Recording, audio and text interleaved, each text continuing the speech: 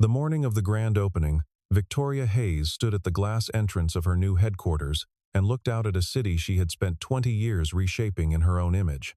The building behind her was 42 stories of polished steel and reflective glass, a monument to discipline and ambition, and an absolute refusal to accept the word impossible. Television crews had arrived before dawn. The mayor had sent a personal congratulations. Technology journalists from a dozen publications crowded the marble lobby, rehearsing questions that Victoria's publicist had already pre-approved. Everything was controlled. Everything was measured. Everything was exactly where it was supposed to be until she looked toward the side entrance and saw the car. It was sitting near the walkway that led to the main ceremonial doors, barely 20 feet from where photographers had assembled to capture the ribbon cutting. It was old. The kind of old that doesn't just suggest age but announces it rust creeping along the wheel wells, paint the color of faded ocean that had once been blue and was now something closer to gray and defeat. The windshield carried a long crack that angled upward from the passenger side like a question mark. The left rear bumper was held in place by what appeared to be a length of wire, rusted itself into near permanence. One of the hubcaps was missing. The seats, visible through the grimy side window, were cracked vinyl the color of dark tobacco, split at the seams and held together with decades of compressed memory. And it was parked, or rather abandoned, right in front of the most expensive building Victoria Hayes had ever constructed. She found the nearest security coordinator within seconds. "Move that thing," she said. "It doesn't belong here." She didn't raise her voice. She never needed to. The coordinator nodded immediately and turned away with a radio already lifted to his mouth. Victoria turned back to the cameras and smiled the way she had practiced for 2 decades, wide, warm, and perfectly empty of the things that kept her awake at 3 in the morning. What she did not know, in that moment, was that 3 members of the logistics team had already recognized the car. They knew it because they had worked for Hayes Technologies long enough to remember the warehouse on the far east side of the building complex, the one nobody used anymore, the one that had been locked for 5 years. The car had been in that warehouse since the day it was towed there, since the week of the funeral, when Victoria had asked someone, anyone, to please just deal with it. Nobody had dared get rid of it. Nobody had dared bring it up either. And somehow, in the chaos of preparing the new building for its opening ceremony, a junior member of the logistics team had seen it on a storage manifest, misread a transfer order, and moved it to the display staging area near the main entrance, by accident, as these things sometimes happen not by plan, but by the kind of coincidence that feels, only in retrospect, like something else entirely. Victoria Hayes was 42 years old, and she had not thought carefully about that car in 5 years. She had not thought about it because thinking about it required thinking about her father. And thinking about her father required a kind of softness she had decided she could not afford. Raymond Hayes had died on a Tuesday in October. Quietly and without drama, in a hospital room where Victoria had held his hand for 6 hours before the machines finally went still. She had cried that night. She had cried for 2 days. And then she had put grief in a drawer the way she put everything uncomfortable firmly, efficiently, and with the full intention of never returning to it. She was the chief executive of Hayes Technologies, a company with a market valuation that had crossed $1 billion 18 months ago and hadn't looked back. She employed over 4,000 people. She sat on 2 nonprofit boards and 3 corporate advisory panels. She had been photographed for the covers of 3 major business publications in the past year alone, each image more deliberate than the last, sharp blazers, steady eyes, the composed expression of someone who had never doubted herself. The media called her relentless. Her competitors called her surgical. Her employees called her brilliant, always to her face, and something more complicated behind her back, not unkind, exactly, but truthful in the way that descriptions of powerful people tend to be when the powerful person isn't listening. What the profiles and the cover stories never mentioned, because Victoria had never allowed them to, was that her father had been a mechanic, that she had grown up in a house where the kitchen ceiling had a water stain that her father kept promising to fix and never quite did, that she had done homework at a table with one wobbly leg, braced with a folded matchbook, that Raymond Hayes had worked 6 days a week at an auto repair shop that was not his own, driving the same car for more than 2 decades because every dollar he saved went somewhere else toward books, toward tuition, toward the future of a daughter who had inherited his stubbornness and her mother's clarity, and combined them into something neither of them could have predicted. The car sat near the entrance for 11 more minutes before anyone actually did something about it. Daniel Brooks noticed it the way he noticed most things, quietly, without announcement. From a slight distance. He was 38 years old and had been contracted to the building's maintenance team for the past 6 weeks. His job title on the agreement was Facilities Maintenance Specialist, which was a formal way of saying he fixed things that broke and cleaned things that got dirty, and did it all with the kind of steady competence that people tend to overlook, because steady competence is only visible when it's absent. He wore gray work clothes and carried a kit bag over one shoulder, and moved through the building the way people who belong to the background always move, purposefully, efficiently, and largely unnoticed. He had been checking the ventilation access panels on the east wall when the commotion near the entrance caught the edge of his attention. He turned and saw the car. And then, he didn't look away. Something about it held him. It wasn't pity, exactly. It was something closer to recognition. Daniel Brooks had spent the first part of his adult life working in an auto repair shop, not the same shop Raymond Hayes had worked in, not the same city even, but the same world. The world of engines and oil and metal that spoke its own language to people who had learned to listen to it. He had left that work when his daughter was born, and the shop closed, and the economy in his town contracted like a fist, and he had spent the years since then doing whatever maintenance work he could find, following contracts from city to city, raising Maya on his own after her mother decided that the version of their life she had imagined and the version that actually existed were too different to reconcile. He was good at his work. He was good at most things involving his hands. But more than skill, what Daniel Brooks had was a particular quality of attention, an inability to look at a broken thing and see only its brokenness. He always saw, first, what the broken thing had once been.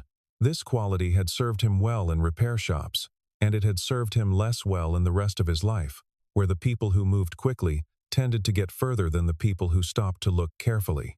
He had made peace with this. He had decided, some years ago, that moving quickly toward the wrong things was not actually faster than moving slowly toward the right ones.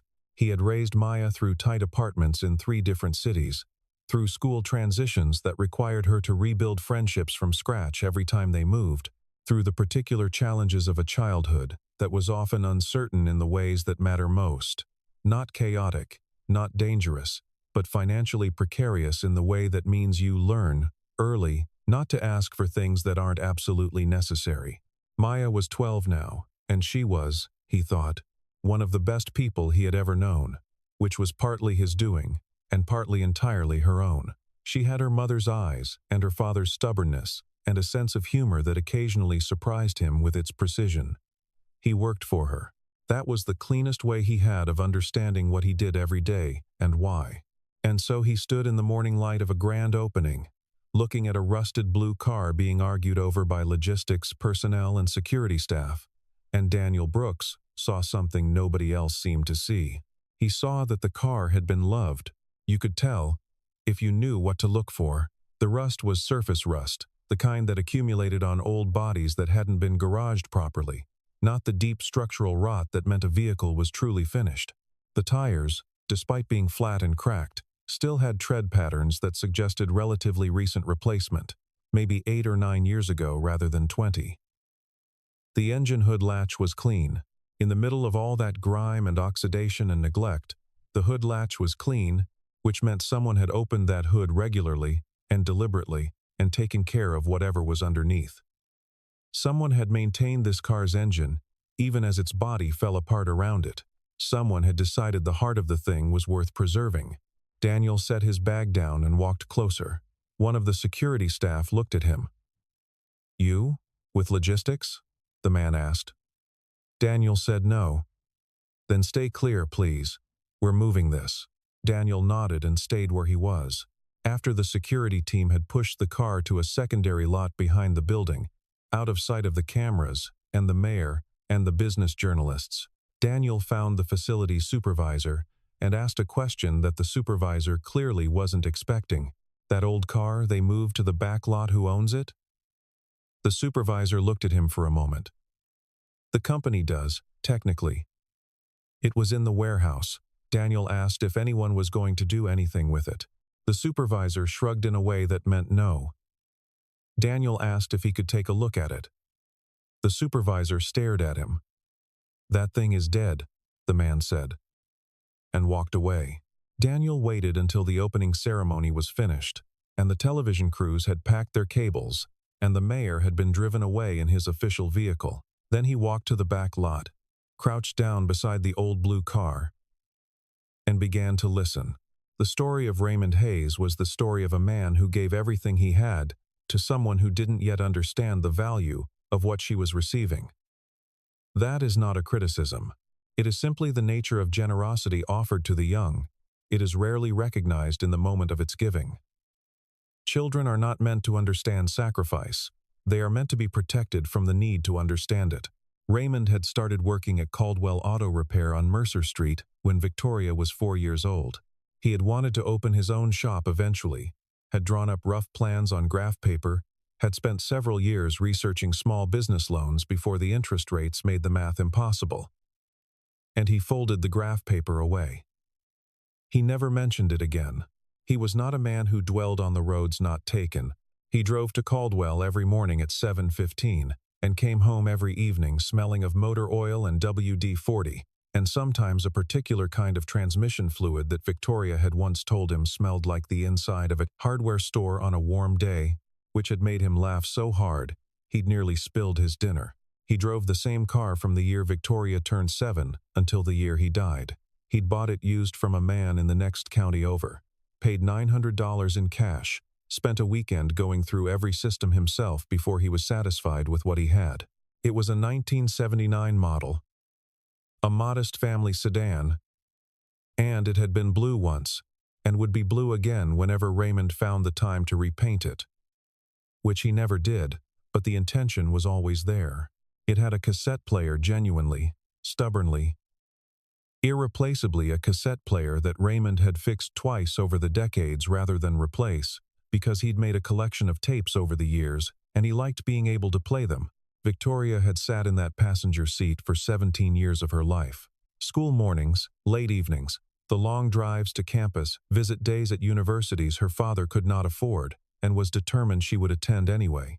He had driven her to her first job interview in that car. He had driven her to the airport when she left for her MBA program, 3 states away, and stood in the drop-off lane for so long after she disappeared through the doors that a traffic controller had finally asked him to move along. She had called him from every city she moved to over the following years. At first, every week, then every 2 weeks, then monthly, then on birthdays and major holidays, and when something happened that she thought he might find interesting. The calls were warm, but brief. She was busy in the way that ambitious people in their 30s are always busy, genuinely, legitimately, exhaustingly occupied with the work of becoming what they intended to become. Raymond never complained. He always asked about her health first, her work second, and he always said the same thing when they said goodbye. "I'm proud of you, Vicky." He was the only person in the world who still called her Vicky, and she had never asked him to stop. He had gotten sick in the year before he died, and he had not told her immediately. He had not wanted to slow her down. He had told her in the spring, when it had become something that could no longer be managed quietly, and she had come back and found him smaller than she remembered, not just physically, but in some quality of presence that she couldn't name, some vitality she had always taken for granted. She had stayed for 2 weeks, rearranged her schedule, hired a home care assistant, and then she had gone back because the company needed her, and the quarter-end reports were due, and there was always something that needed her more urgently than the things that needed her in ways she couldn't measure or manage. She had been on a flight to San Francisco when he passed. She made it back before the funeral. She stood at the graveside, in a black coat that cost more than her father had ever spent on an article of clothing in his life. And she did not cry then. She had cried in private, on the flight back, pressing her face into the window, in the dark, at 35,000 feet. The car had been towed to the company warehouse at her direction. She had told herself she was keeping it. She had not gone back to look at it once. There were people in that building, employees who had worked for Victoria Hayes for years, who knew her story in the broad strokes way that people know the stories of those above them, who understood what the car was and said nothing. They had learned, by observation and occasionally by harder lessons, that Victoria Hayes did not invite conversations about the past. She had a particular quality of finality in the way she closed subjects, a definiteness that communicated, without cruelty, that certain doors were not to be knocked on. The car in the warehouse had been one of those doors. The maintenance staff found it easier to pretend they didn't know, which was its own kind of kindness and its own kind of failure, and the two things existed together in the building, the way they usually do, unresolved, waiting. Daniel Brooks had worked on engines long enough to understand that a car which has been truly neglected and a car which has been abandoned are two very different things. The first shows it everywhere in the cracked belts, the sludged oil, the brake lines that have wept rust all the way through. The second shows it differently. The second looks terrible from the outside and reveals something unexpected when you get underneath it, into the systems nobody can see from the parking lot. He spent the first afternoon simply cataloging what was there. The engine, a straight six that had been considered reliable even when it was new, was seized at first contact. The pistons locked by years of sitting still. But Daniel had seen seized engines before, and he knew the difference between seized and dead and seized and waiting. He put his hand on the block and felt the weight of it, and thought about what it would take. Inside the car, which he opened carefully, after he found that the door still turned on functional hinges, he found the accumulation of a life lived mostly in motion. The glove compartment held a tire pressure gauge, a folded road map of the region dated some years back, a small flashlight, and a collection of receipts held together with a rubber band that crumbled when he touched it. The receipts were for parts, oil filters, spark plugs, brake pads, a rebuilt alternator. Every one of them was from a single shop on Mercer Street. The dates went back more than 20 years and came forward to within 18 months of what Daniel estimated was the car's last drive. Someone had maintained this engine meticulously, and then, at some point, had simply stopped, not lost interest. Stopped. The way people stop doing the things they've always done when something takes the reason away. Tucked into the sun visor on the driver's side was a photograph. It was small, maybe 3 inches by 4, slightly curled at the edges. A young woman, college-aged, standing in front of a building Daniel didn't recognize. She was laughing at something outside the frame. She was wearing a backpack and holding a paper cup of coffee. She looked nothing like the CEO whose photograph he had seen on the building's lobby wall that morning. And she looked exactly like her. Daniel held the photograph for a long moment. Then he put it back where he'd found it. It was under the back seat, in a space that might have been a factory feature, or might have been a modification. Daniel couldn't tell which that he found the compartment. It was shallow and fitted with what had once been a latch, now corroded to the point of near immobility. He worked it for several minutes with a flathead screwdriver before something gave, and the panel swung open. Inside, wrapped in a cloth that had once been a shop rag and was now something more like a preserved artifact, were 3 things: a cassette tape in a cracked plastic case, hand-labeled in black marker with handwriting that had the particular quality of handwriting from someone who wrote carefully because they hadn't written much, a small notebook, its cover a faded burgundy, thick with pages that had been filled over a long time, and an envelope, sealed, with a name written on the front in the same careful handwriting. 1 word. Victoria. Daniel sat back on his heels in the dusty backlot and looked at what he was holding. He did not open the notebook.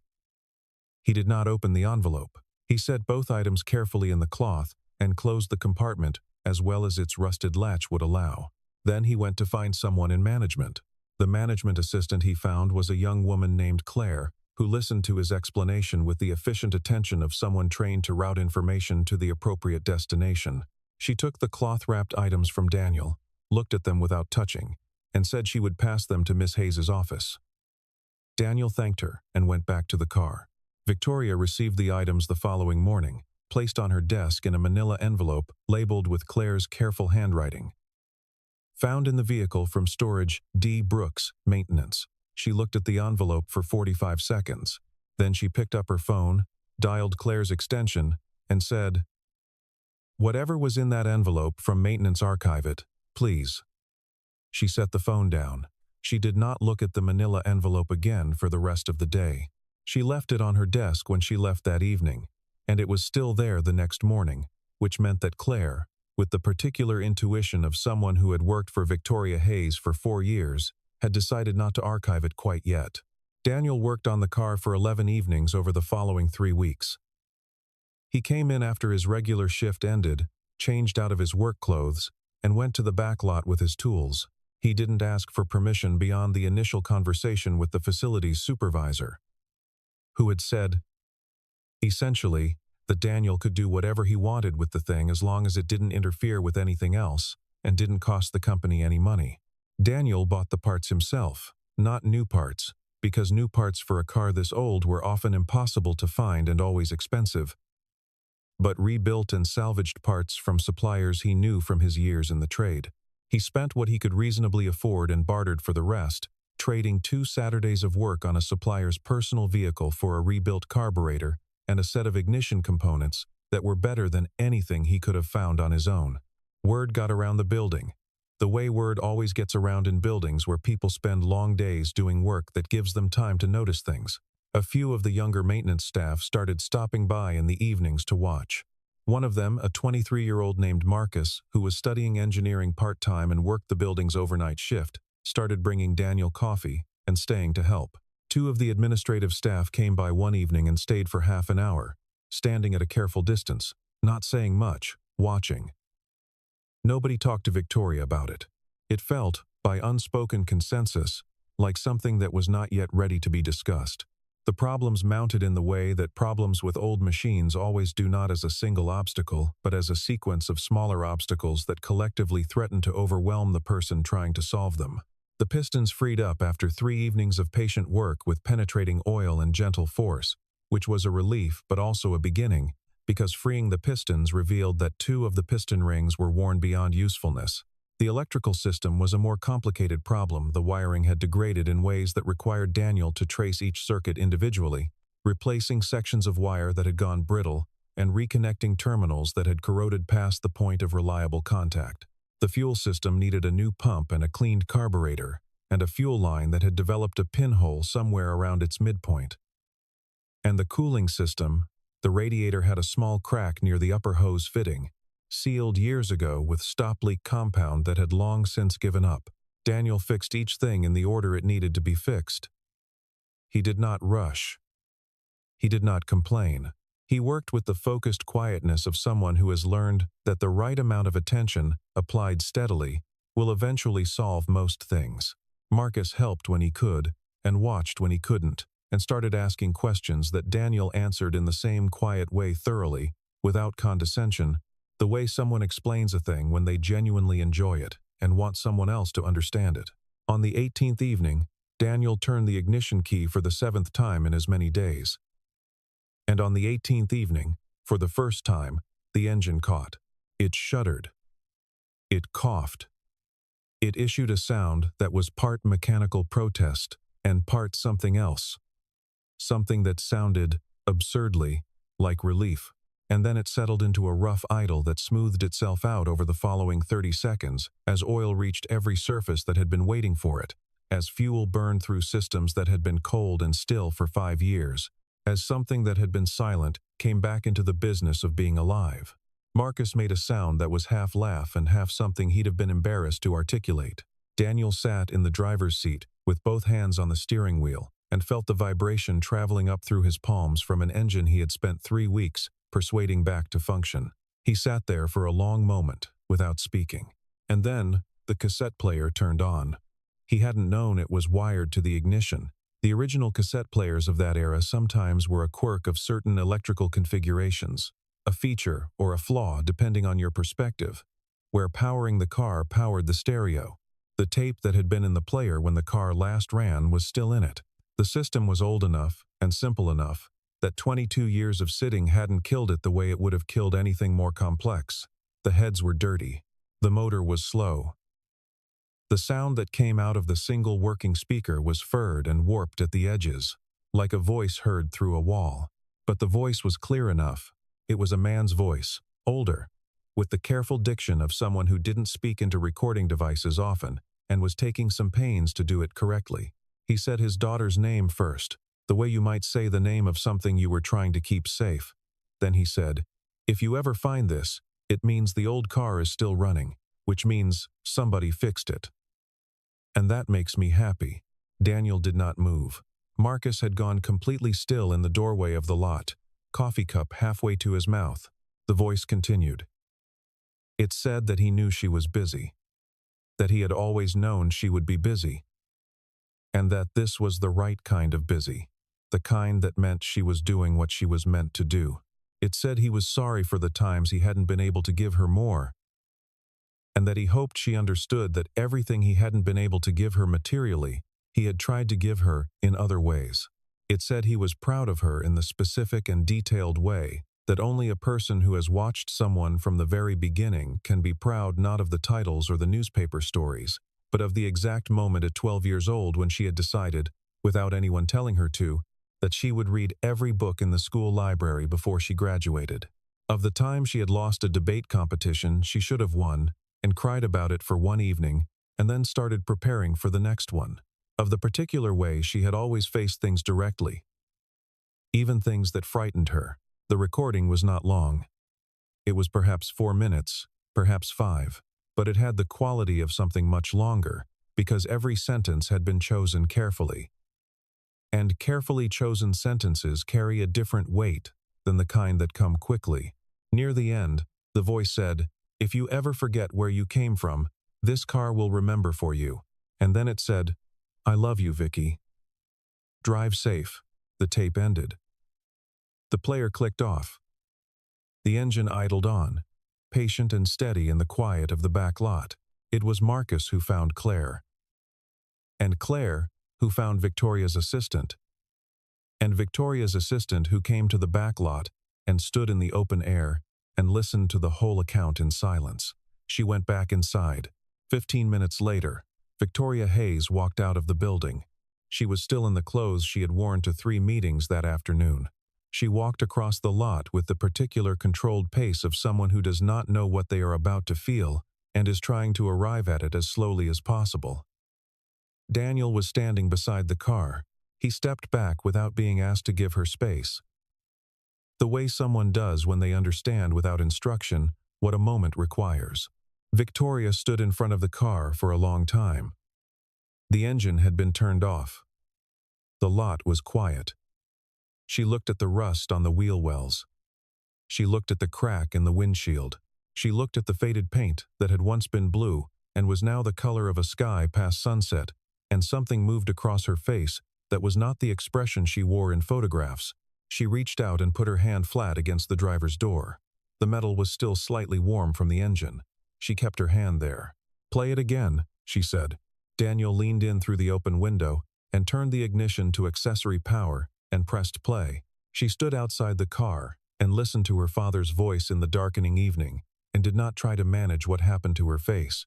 By the time the tape reached the end, by the time she heard the words "drive safe" spoken in a voice she had spent 5 years trying to remember accurately, she was crying in the way that people cry when they have been holding something for too long and have finally, in the least expected place, found somewhere to put it down.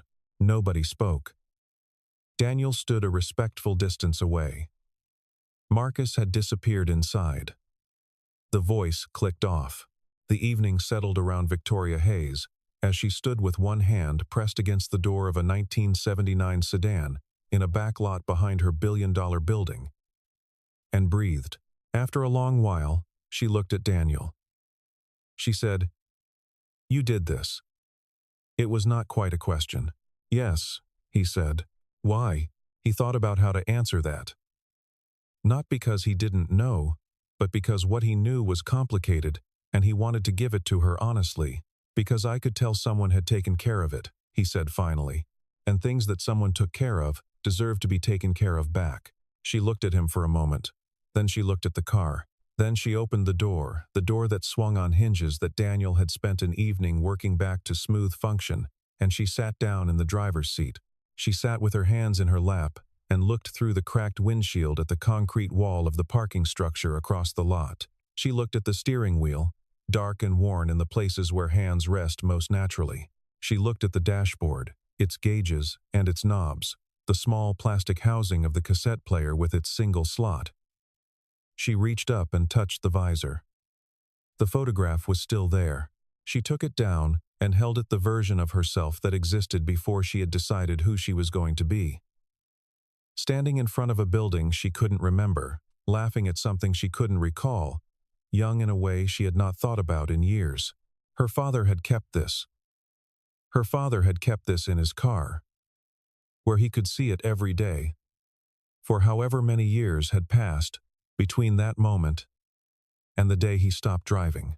She held the photograph and understood something she had been refusing to understand for most of her adult life. The manila envelope was still on her desk when she went back upstairs. She sat down and opened it. Inside were the cassette tape, the notebook, and the sealed envelope with her name on it. She opened the envelope. The letter was 4 pages, written on lined paper in the same careful handwriting she had seen on the cassette label. It was dated 3 years before his death, which meant he had written it while she was deep in the building of the company, while the quarterly calls had gotten shorter and the visits had gotten rarer, and her father had been sitting in his house on a Tuesday afternoon, getting his thoughts in order. He wrote that he had learned a long time ago that people who love each other don't always know how to say the things that matter most in person. He wrote that he was not a man who was good with words out loud, never had been, but that he had things he wanted her to know, that he didn't want to leave unsaid. He wrote about the early years after her mother left, years Victoria remembered as simply difficult, but which he described in detail now. The specific nature of the difficulty, how many times he had done the math on their finances and found the math wasn't working, and had found a way to make it work anyway. He wrote about the pride he had felt at her college graduation, standing in a crowd of thousands, and being the only person in the crowd who knew what it had taken to get there. He wrote about a night when she was 17, and had come home from a study session crying, convinced she wasn't smart enough, and he had sat with her at the kitchen table and said nothing useful and simply stayed until the crying stopped. And how he had thought about that night many times since then. He wrote about the car. He wrote that he knew she had grown to be embarrassed by it, and that this was all right, that he understood it, that he had never blamed her for it. When you have worked as hard as you have to build something new, he wrote, it makes sense that you would want to leave behind the things that remind you of how much needed to be built. He wrote that the car wasn't important as a car. It was important as a record. Every mile on the odometer was a mile he had traveled, trying to give her what she needed. Every repair he had made to the engine was a year of his life spent making sure she could keep moving forward. He wrote that he had maintained the engine long past the point where anyone would have blamed him for giving up on it. Because giving up on things that still worked was not something he knew how to do. He wrote one more thing before the final paragraph. He wrote that he hoped she had someone in her life who saw her the way he saw her, not the executive, not the success, not the public version, but the person underneath all of that, the girl who had cried at the kitchen table at 17 and gotten back up the next morning. He wrote that being seen clearly, by even one person, was one of the few things in life that made the hardest parts bearable. He wrote that he thought she was more than capable of being that kind of person for others, if she let herself be. The last paragraph was the one that cost Victoria the most. You never needed a richer father, he had written. You only needed to know how much your father loved you. And I am sorry, Vicky, that I never found the way to say this to you clearly enough when we were in the same room together. I hope this reaches you. I hope you remember. I hope the car is running. She sat at her desk for a long time after she finished reading.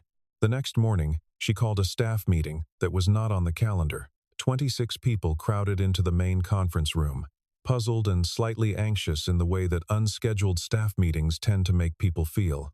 Victoria stood at the head of the table, and she did something she had not done in any public or professional setting in at least 10 years. She told the truth about herself. She talked about her father. She talked about the car. She talked about the house with the water stain on the kitchen ceiling and the wobbly table with the matchbook under the leg. She talked about the shame she had carried. The specific and exhausting shame of someone who has come from very little and has spent a great deal of energy making sure no one can tell, the way that shame reshapes itself over time into something that looks like dignity but functions, at its worst, like distance. She talked about the car in the back lot, and the man who had spent 3 weeks fixing it without being asked to, and what she had heard when the engine finally turned over. She did not cry, but she came close once when she described the letter. She paused for a moment and looked out the window, and then looked back and continued. When she was finished, the room was quiet for several seconds. Daniel Brooks was not in the room.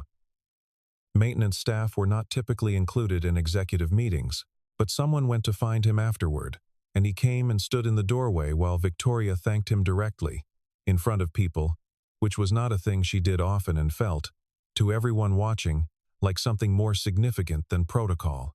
She said, "You saw something in that car that I had decided not to see anymore." Daniel said, "Your father never held you back. He carried you." She looked at him. "I know that now," she said. "I think I've known it for a while. I just needed someone else to see the car first." He nodded. He didn't say anything further because there wasn't anything further to say. She kept the car. That was the first decision. She had it brought into the main building, to a space off the lobby that had been designated as a display area, and she had it cleaned, not restored to artificial newness, but cleaned carefully, the grime of the years removed without removing the evidence of the years themselves. The rust was stabilized, not painted over.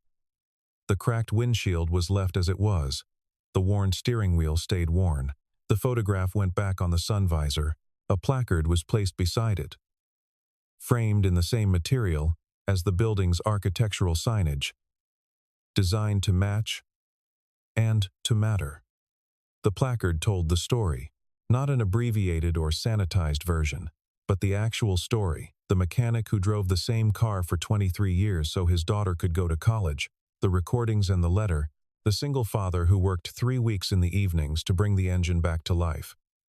The placard ended with a line from the letter, "If you ever forget where you came from, this car will remember for you." 4 weeks after the grand opening, Victoria Hayes announced the establishment of the Raymond Hayes Scholarship Fund. It was designed for students from working-class families pursuing degrees in technology, engineering, or business students whose fathers drove old cars and worked 6 days a week, and never once suggested that this was anything other than what life required. The initial endowment was substantial. The selection criteria made clear that financial need was not a weakness to be compensated for, but a context to be understood and honored. The application process asked candidates not just for grades and test scores, but for essays about the people who had sacrificed for them, a small but deliberate design choice that had been Victoria's own, proposed in a 5-minute conversation with the fund's administrative director and implemented without modification. She wanted the students to have to think about it. She wanted them to sit down and write those names. The announcement was covered briefly in the business press, a few hundred words tucked inside longer stories about the company's quarterly performance. The financial journalists found the human interest angle interesting but secondary. Victoria did not correct their priorities. She understood that what mattered was not the coverage but the students, the ones who would apply in the coming years, who would sit in libraries and dormitories and quiet kitchens and write about the people who had made their presence there possible, and who would learn something about themselves in the writing of it that no amount of coursework could teach. That was the point. That had always been the point. Daniel Brooks was offered a position as head of facilities management for Hayes Technologies, a role that paid 3 times what his contract work had paid and came with the kind of stability that changed the texture of daily life in ways that were hard to explain to people who had always had it. He accepted without hesitation and without excessive ceremony, the way practical people accept good things with gratitude and an immediate focus on the work ahead. He brought Maya to see the car one afternoon on a Saturday, and she stood in front of it for a long moment and then asked him how old it was. And he told her, and she said it looked sad. He told her it wasn't sad. He told her it was remembered. She thought about this for a while. Then she nodded, as if this distinction made sense to her, which it did, because Maya Brooks had grown up with a father who treated those two states as the important difference they are. What Daniel did not tell Maya that afternoon, what he carried quietly, the way he carried most things, was that fixing the car had cost him more than money. It had cost him evenings he could have spent resting, resources he could not easily replace, time away from the daughter he worked every hour of his life to provide for. He had done it anyway, not because he expected a reward, not because he anticipated the job offer or the stability that followed, but because the car was in front of him and he could see that it deserved to run again. And he was a person who fixed things that deserved to be fixed. That was who he was, and who you are, in the ordinary moments when nobody is testing you and nothing is expected of you, turns out to be the most important fact about you. Victoria still worked long hours. She still wore the kind of clothes that cost more than her father had earned in a month, and she still sat at a desk on the 40th floor and made decisions that moved large amounts of money and determined the directions of other people's professional lives. She was still the person the business journalists photographed, still the CEO, still the version of herself she had built with such deliberate effort over 20 years. None of that had changed. But something underneath all of it had shifted, some load-bearing assumption about what success required and what it was permitted to include. She had thought for a long time that getting far enough away from where she started was the definition of having made it. She understood now that distance was not the point. The point was what you carried with you. The point was who you remembered being, and who had made you possible. But something in the building had shifted. Something in the way she walked through the lobby had changed. She stopped in front of the car sometimes, on her way in or out, for 30 seconds, for a minute, not always, not every day, but enough that people noticed, and enough that the noticing seemed right, not mournful, not performative, but like a person checking in with something important, like a compass check, like remembering. The maintenance staff had started to simply acknowledge it, the brief pause, the hand sometimes resting for a moment on the car's roof before she turned and continued into the building. Nobody remarked on it. It had become, quietly and without announcement, part of how the building worked, part of what the building meant. On a morning in late November, 2 months after the opening, Victoria came in early before anyone else had arrived at that level. The lobby was dim, the overhead lights not yet on their daytime cycle, the city outside still catching its first gray light. She walked to the display space. The car sat exactly as it always sat, unchanged, unhurried, occupying its corner of the marble floor with the easy authority of something that knows it belongs. She opened the car door and sat down in the driver's seat, the same worn seat, the same cracked vinyl, the same steering wheel with its years of accumulated contact, and she put her hands on the wheel and looked through the unchanged windshield at the wall of the lobby. The building was quiet. The engine was not running. She didn't start it. She simply sat with her hands on the wheel and allowed herself to be. For a few minutes, not the CEO with the billion-dollar company and the 3 cover photographs and the charitable endowment, but the daughter of a man who had driven this exact seat to work every morning for 20 years, who had saved every dollar he could find for someone else's future, who had loved her in the careful, patient, enormous way that fathers sometimes love daughters without ever finding the right way to say so out loud. She sat, and she remembered. She remembered the particular smell of the car on cold mornings when her father started it before school oil warming, vinyl releasing the night's cold, the cassette player clicking on. She remembered the sound of her father's voice in the front seat on the long drives, talking about whatever came to mind, the weather, the news, the repair job he was thinking through, the question she had asked at dinner that he'd been turning over since. She remembered the shape of his hands on this same wheel, broad and competent, nicked with old work scars he never mentioned. She had not let herself remember these things in a long time. She had been afraid of what the remembering would cost her. She understood now that what it cost was precisely nothing compared to what the not remembering had taken. The old engine was quiet. The car did not move.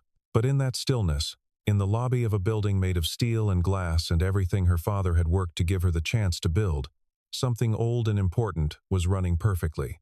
The car had never needed saving. The memory did.